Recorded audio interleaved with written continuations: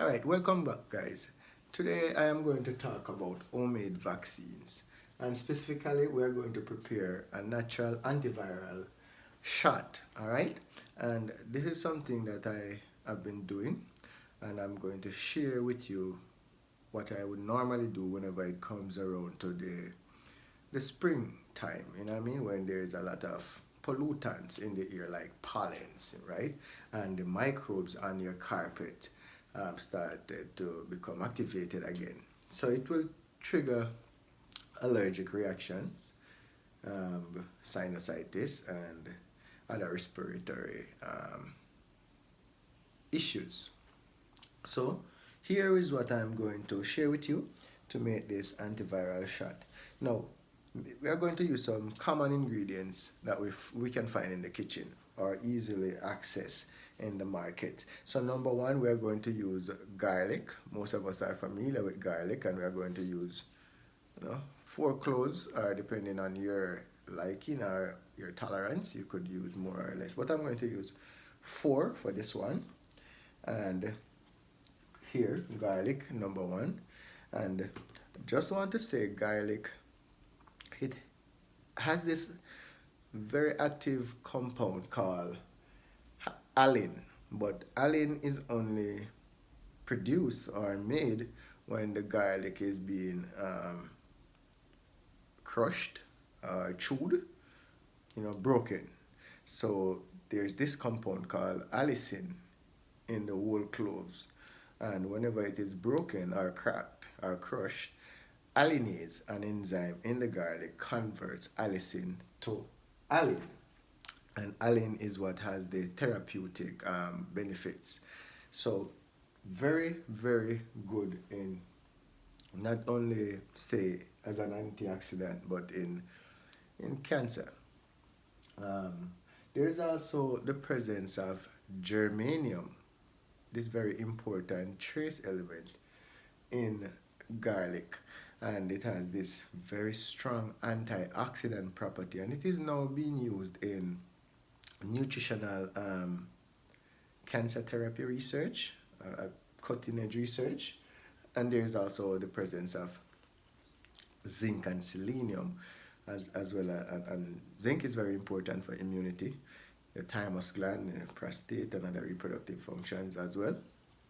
And selenium, a potent antioxidant, again, is present in garlic. So garlic is not only an antimicrobial, anti-parasitic type of herb, but it is anti-inflammatory. All right. So we want to look again at ginger. You may want to use half tablespoon or your liking or your tolerance. But ginger again is a very important rhizome, root rhizome. And it has potent compounds such as gingerol and chagols, right? But ginger, it can also be seen as a compound that can contain compounds that can open up the blood vessels so that the blood flows freely, similar to cayenne that we will look at shortly. Sorry. Now, cayenne pepper. So we know cayenne, again, another very potent plant, and it contains the ingredient, the active ingredient, capsaicin, as well as vitamin A and D, which makes it a very good antioxidant, as well as that those compounds tend to also open up the blood vessels so that the blood flows freely.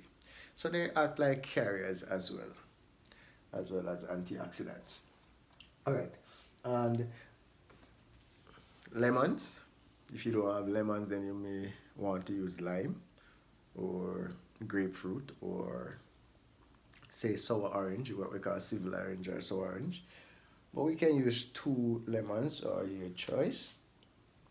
And again, lemon contains ascorbic acid, vitamin C, another powerful antioxidant, and as such they are very important in immune function and prevention of inflammation.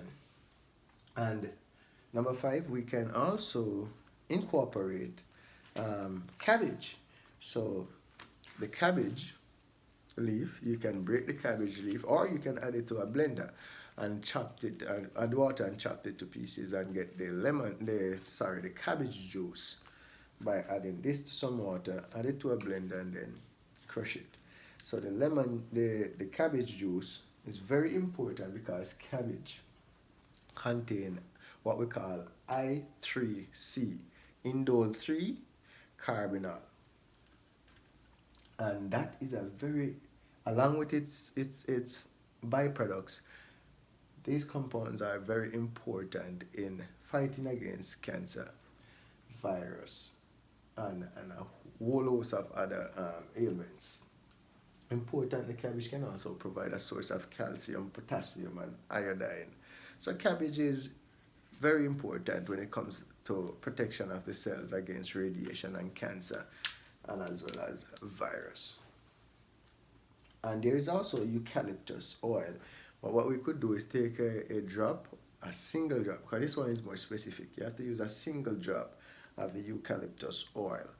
And eucalyptus oil can be added at the end, right? So eucalyptus oil contains compounds like essential oils like pinene, cineol, and terpenes and sesquiterpenes. And also we could add, not on the list here, but we could also add onion as number 8, onion, because we really want the onion juice or syrup, right?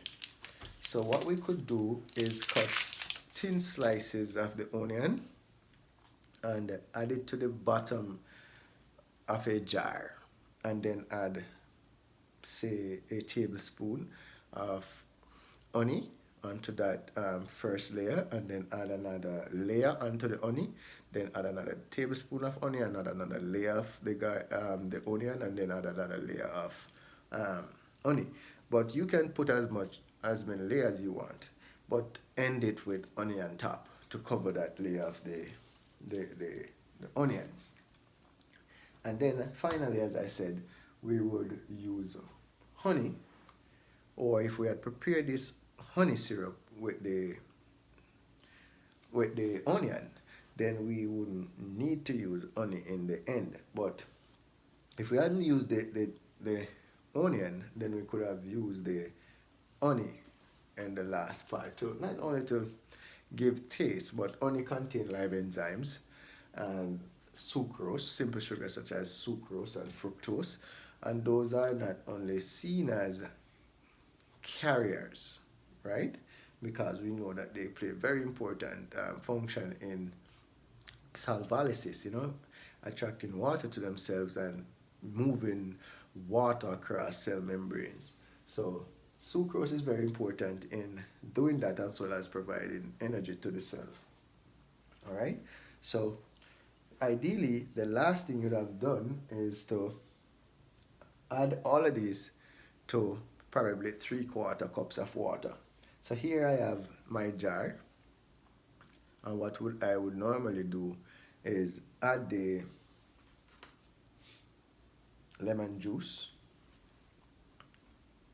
I would add the cabbage juice, the lemon juice, the pieces of ginger, or if I have the ginger powder, would have been added to it, and a pinch of cayenne pepper to your tolerance, and you squeeze your lemons as well.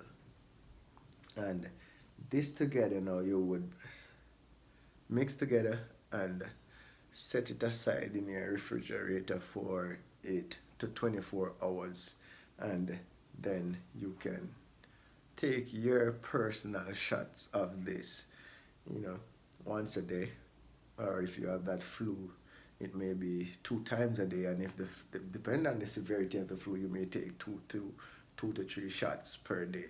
So, but very important that we can use these simple things to make a very powerful, what I call antiviral shot, natural antiviral shot at home. So follow us on YouTube at Wi-Fi Network, where I share more interesting but simple and affordable ways of taking care of our health. Thank you.